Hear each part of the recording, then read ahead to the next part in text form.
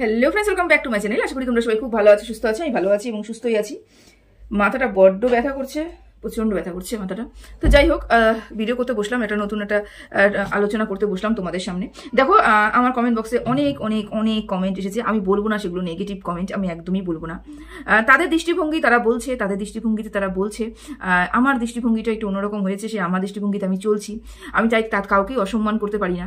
Love react তো সবাইকে দিয়ে উঠতে পারছি না, কেন চ্যানেলের ভালো মন্দ সবই রয়েছে, আমি পড়তে পারছি না। আসলে এত বড় বড় কমেন্ট তো আমি পড়ে উঠতে পারছি না। আর যেহেতু পড়ে উঠতে পারছি না, সেটা লাভ রিয়াক্টও দিতে পারছি না। তোমরা জানোই যে শর্ট করে মানুষ কমেন্ট করলে পরে আমি খুব তাড়াতাড়ি পড়ে লাভ রিয়াক্ট দিয়ে দিই। কিন্তু যেহেতু বড় চ্যানেলের জন্য ক্ষতিকর হতেও পারে বা নাও হতে পারে, আমি জানি না কি আসছে সেখানটায়, সেই জন্য দিতে পারছি না। তাই জন্য ক্ষমা করো। আমার যখনই একটু একটু করে সময় হবে আমি একটু একটু করে পড়বো এবং তোমাদের সেগুলোকে রিয়াক্ট করবো, অবশ্যই রিয়াক্ট করবো। তবে আমি দেখি যা একটুখানি হলো 1-2 লাইন করে তো দেখি, তো 1-2 লাইন দেখে মনে হচ্ছে যে না, তোমরা যে তোমাদের মতামত জানাচ্ছ সেটাতে আমি একদমই খারাপ পাচ্ছি না, একদমই খারাপ পাচ্ছি না, বিশ্বাস করো। তার কারণ তোমাদের দৃষ্টিভঙ্গিটা কিরকম তুমি সেটা জানাচ্ছ। তো যাই হোক, চলো একটা নতুন ভিডিও নিয়ে তোমাদের সবাইকে ওয়েলকাম করেছি কি জানি না, ওয়েলকাম করেছি কিনা। Hello friends, welcome back to my channel. আশা করি তোমরা সবাই খুব ভালো আছো, সুস্থ আছো। আমি ভালো আছি এবং সুস্থ আছি। মারিয়াকে নিয়ে কিছু কথা বলতে এসেছি। মারিয়ার আগের দিনের ব্লগটা, মানে মারিয়ার কালকের ব্লগ নিয়ে আমার কিছু বক্তব্য রয়েছে। অবশ্যই মারিয়াকে নিয়ে আমি পজিটিভ গ্রাউন্ডে ভিডিও করি। পজিটিভ বলতে ভুল হবে, শুধু পজিটিভ বলি না, এবং শুধু পজিটিভ বলবো এই আশাটাও আমার কাছ থেকে রেখো না।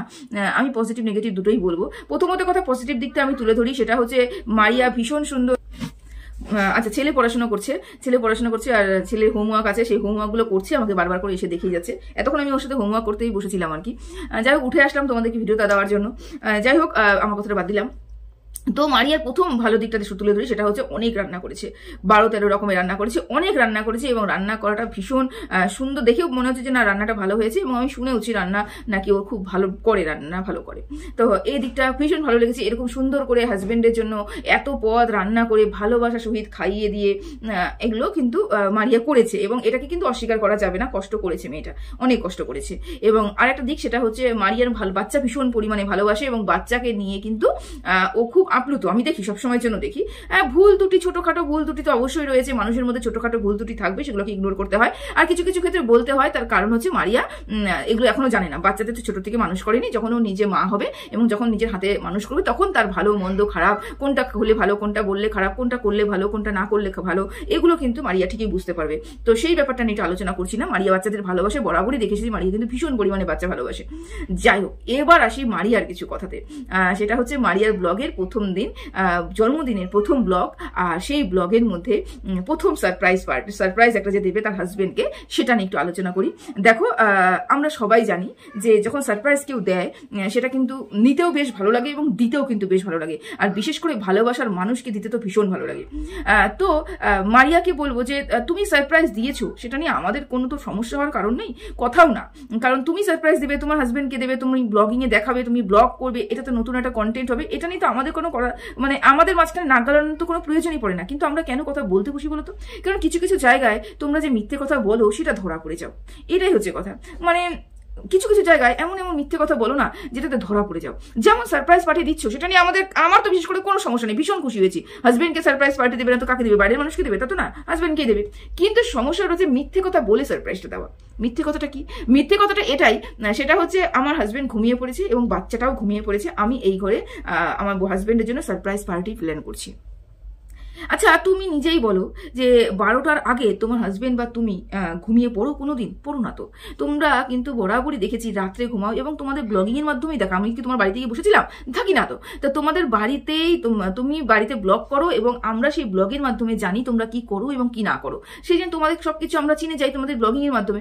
তোমার হাজবেন্ড এবং তুমি, তোমাদের বাড়ির লোক এত তাড়াতাড়ি তো ঘুমাও না, তাই না? তাহলে হঠাৎ করে আমাদের পম এত সুন্দর করে আগে ঘুমিয়ে পড়লো কিভাবে? ওই বাচ্চা মেয়েটাও কি সুন্দর করে ঘুমিয়ে পড়লো, তাই না?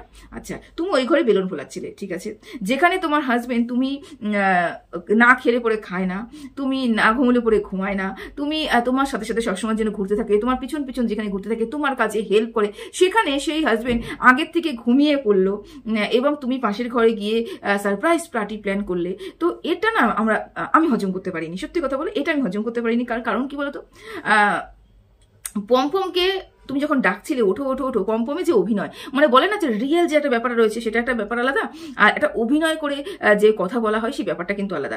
এটা যারা দেখতে পায় তারা কিন্তু ঠিকই দেখতে পায়। তো সেরকমই অভিনয় করে যখন পম্পম বলছিল তখন হচ্ছে আমি কম্পকে বুঝতেই পেরেছি যে পম্পম কিন্তু ঘুমোচ্ছিল না, মুখটা উপর করে, মানে উপর হয়ে ঘুমিয়েছিল, মুখটা চেপে ঘুমিয়েছিল। থাকলো বাচ্চা মেয়েটা সৃজা বাচ্চা একটা মেয়ে, সেও যদি ঘুমিয়ে পড়তো তাহলে সৃজাকে কি করা হতো? সৃজা উঠবে, মানে বলে না বাচ্চাটা, ছোট বাচ্চা মেয়ে, 3-3.5 বছরের একটা বাচ্চা মেয়ে, সে উঠলে পরে কিন্তু একটা মানে একটা অন্যরকম মানে অন্যরকম একটা ইয়ে হতে থাকে। যেমন আমি আমার বাচ্চাকে দিয়ে বলছি, আমার বাচ্চা যদি এখন ঘুমিয়ে পড়ে, মানে আমার ছেলে যদি এখন ঘুমিয়ে পড়ে, 5 বছর বয়স আমার ছেলে যদি এখন ঘুমিয়ে পড়ে, আমার ছেলেকে এই মুহূর্তে তুমি টানবে। দিনের বেলা ঘুমের ব্যাপারটা কিন্তু আলাদা, কিন্তু রাতের বেলা যখন খেয়ে দিয়ে ঘুমিয়ে পড়বে তখন যদি তুমি টেনে উঠাও না, ও উঠবে না, আর উঠলে পরে একটু খ্যান ভাব করবে। মানলাম সৃজার মধ্যে খ্যান ভাব নেই, তবুও ওঠার পরে একটা চোখ মুখের একটা অন্যরকম ভাব থাকে, একটু ঘুম নেশা থাকে। কিন্তু আমি না সৃজার মধ্যে দেখেছি, সৃজা ঘুমের থেকে উঠেই এত সুন্দর করে স্বতঃস্ফূর্ত ভাবে উঠে আসলো কেক কাটার জন্য। সত্যি দেখি তো অবাক লাগলো। এটা কি সত্যি ওরা দুজন ঘুমিয়েছিল? আমার মনে হয় না, কেউই ঘুমায়নি। তুমি ব্লগিং এর জন্য তুমি সারপ্রাইজ পার্টি দেবে বলে, ক্যামেরার মধ্যে এটা দেখাবে, আমাদেরকে দেখাবে বলে কিন্তু এই প্ল্যানটা তুমি করেছিল। ভালো কথা, তো মিথ্যেটা না বললেই পারতে, যে বলতে পারতে ওরা ওই ঘরে রয়েছে, আমি বলেছি যে এই ঘরে আমার কিছু কাজ আছে, সেই জন্য আমি এই চুপচুপি এই কাজটা সেরে নিচ্ছি, এটা বললেও তো হতো। ওরা ঘুমিয়ে পড়েছে, ওদেরকে ডেকে তুলবো, তারপরে সারপ্রাইজ পার্টি প্ল্যান করবো। না, এটা হয় না, এটা পুরোপুরি একটা যে মিথ্যে কথা তুমি বলে গেলে সেটা তো ভালো মতনই বুঝতে পারলাম। ঠিক আছে, আচ্ছা এবার আসি তুমি রান্না বান্নাতে। তার মাঝখানে বলে দিই, সেটা হচ্ছে জল তোমার শেষ হয়ে গেছে। তুমি 1 ঘন্টা ধরে তুমি বসে রয়েছো, 1 ঘন্টা ধরে তুমি বসে রয়েছো, তোমার জল শেষ হয়ে গেছে। আচ্ছা তুমি কি জানতে না যে আগামীকাল আমার হাজবেন্ডের জন্মদিন, এবং আগামীকাল জন্মদিনে আমার প্রচুর রান্না বান্না রয়েছে, তাই তো? তাহলে আমাকে জলটা স্টোর করতে হবে। যতটুকু জল রয়েছে, আমরা তো প্রতি দৈনন্দিন জীবনে আমরা জানি যে আমার এতটুকু জল রয়েছে, এতটুকু জলে আমি খাবো এবং রান্নাও করবো, এটা আমার সারাদিনে চলবে না, এটা তো তুমি জানতে, তাই না?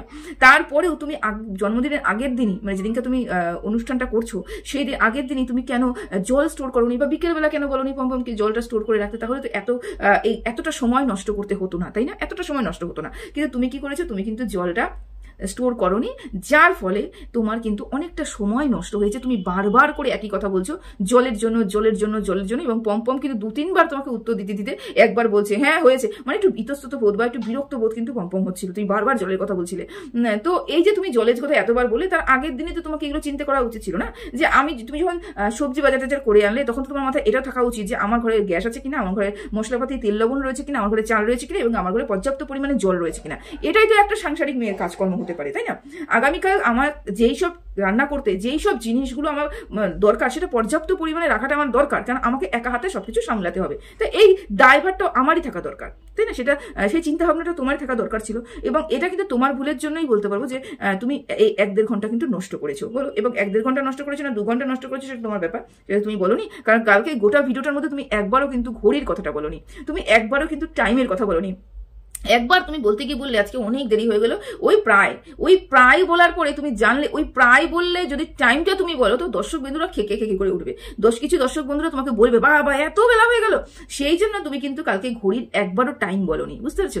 এই কারণেই বলছি যে দূরদর্শিতার একটু দেখাতে হবে, একটু চিন্তা ভাবনা করতে হবে, একটু অগ্রিম চিন্তা ভাবনা করতে হবে, এবং সাংসারিক আস্তে আস্তে তুমি শিখবে, সংসারে নতুন ঢুকেছে তো আস্তে আস্তে শিখবে।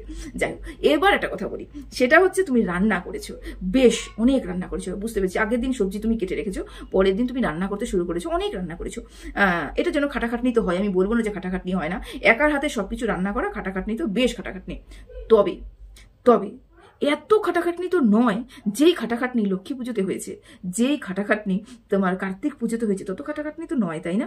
আচ্ছা, তার মানে আমি ধরে নিতে পারি যে লক্ষ্মী পূজায় যে খাটাখাটনিটা হয়েছে আর কার্তিক পুজো যে খাটাখাটনিটা হয়েছে, তাহলে সেই খাটাখাটনিটার সাথে তোমার আরো 5টা মানুষ তোমার সাথে যুক্ত ছিল, তাই তো? ধরে নিতে পারি। তার কারণটা কি? তার কারণ তুমি যে রান্নাগুলো করেছো, যে পদগুলো করেছো, হয়তো 5 পিস করে মাছ, 5 পিস কি 6 পিস আমি মাছ দেখলাম, বাটিতে অল্প অল্প করে সবজি দেখলাম, মাংসটা 1 কেজি 250 গ্রাম মাংস দেখলাম, শুনলাম।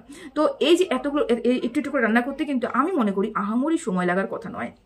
1 ঘন্টা মাঝখানে তুমি নষ্ট করেছো, সেটা বাদ দিয়ে যদি ধরে নিই, তাও কিন্তু এতটা সময় বা এতটা খাটনি হওয়ার কথা না, যতটা খাটনি তোমাকে দেখে তুমি বুঝতে পারছি।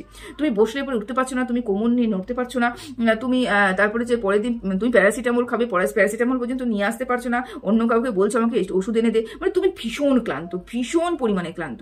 তাই বলছি কি, যদি তুমি এই অল্প অল্প অল্প অল্প করে 13 রকমের রান্না করতে গিয়ে এতটা ক্লান্ত হয়ে যাও, তাহলে সেখানে কিন্তু শয়ে শয়ে মানুষ ছিল, লক্ষ্মী পুজোর দিনও ছিল আর তোমার কার্তিক পুজোর দিনও ছিল, প্রচুর মানুষ ছিল।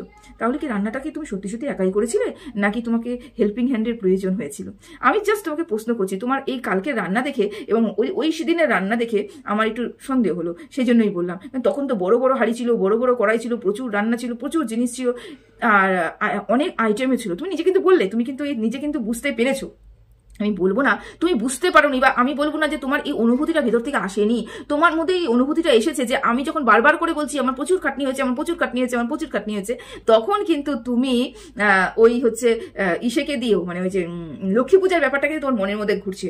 আমিও তো লক্ষ্মী পূজায় বলেছি সব রান্না আমি একা করেছি, কার্তিক পুজোও বলেছি যে আমি সবকিছু আমি একা করেছি। তার মানে কি সত্যি সত্যি আমি একা করেছি? এরা কি বুঝে যাচ্ছে আমি অল্প অল্প রান্না সবকিছু করলাম, তাতেই আমি এত ক্লান্ত, আমাকে দেখা যাচ্ছে চোখ মুখ বসে যাচ্ছে, আমি উঠতে পারছি না, কোমর নেই, নড়তে পারছি না।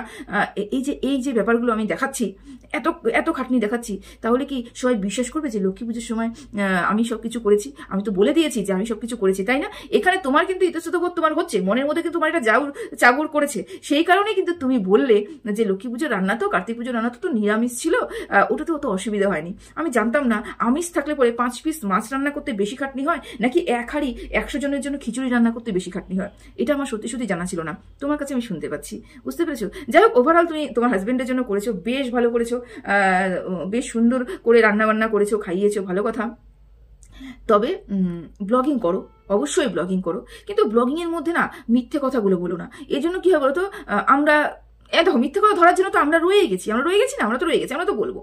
আর কি হবে বলতো, চ্যানেলটা বসে যাবে, মিথ্যে, তোমাকে সবাই বলবে মিথ্যে দিয়ে ব্লগিং করছে। নো ডাউট তুমি তোমার মনের মধ্যে তোমার হাজবেন্ডের জন্য যথেষ্ট শ্রদ্ধা ভালোবাসা সব রয়েছে, তুমি হাজবেন্ডের জন্য করতেও চাইছো, তুমি পরিবারের জন্য করতে চাইছো, তুমি পরিবারকে ধরে রাখতে চাইছো, তুমি পরিবারকে একত্রিত করতে চাইছো, তোমার জায়ের ছেলে মেয়েকে নিয়ে এসে তুমি আদর করছো, ভালোবাসা দিচ্ছ, এগুলো একটা বন্ডিং। এই বন্ডিংটা তুমি দেখানোর চেষ্টা করছো, তুমি দেখাচ্ছ, এটা নিয়ে আমি কোনো সন্দেহ প্রকাশ করছি না। এবং এখানে আমি তোমাকে অ্যাপ্রিসিয়েট করি যে আজকালকার দিনের মেয়েরা যে এত সুন্দর করে গুছিয়ে নিতে পারে, সংসারকে ধরে নিতে পারে, এগুলো সবই তুমি করছো। কিন্তু মাঝখানে এমন কিছু করে যাচ্ছ যেখানে না ভালো বলতে গিয়েও আমি আটকে যাচ্ছি। বুঝতে পেরেছো? যাও, এইগুলো একটু ধ্যান দিতে হবে। তো চলো, মিথ্যে বলে কি হবে বলো তো? মিথ্যে বলে তো কিছুই হবে না। মিথ্যে বলে নিজের চ্যানেলটা শেষ হবে, মিথ্যে বলে নিজের আস্তে আস্তে অস্তিত্বটা বিলুপ্ত হবে, এটাই হবে, আর কিছুই হবে না। তো চলো, ভিডিওটা এখানে শেষ করলাম। কার কার ভালো লাগলো অবশ্যই কমেন্ট বক্সে জানাবে। সবাই ভালো থেকো, সুস্থ থেকো, টাটা।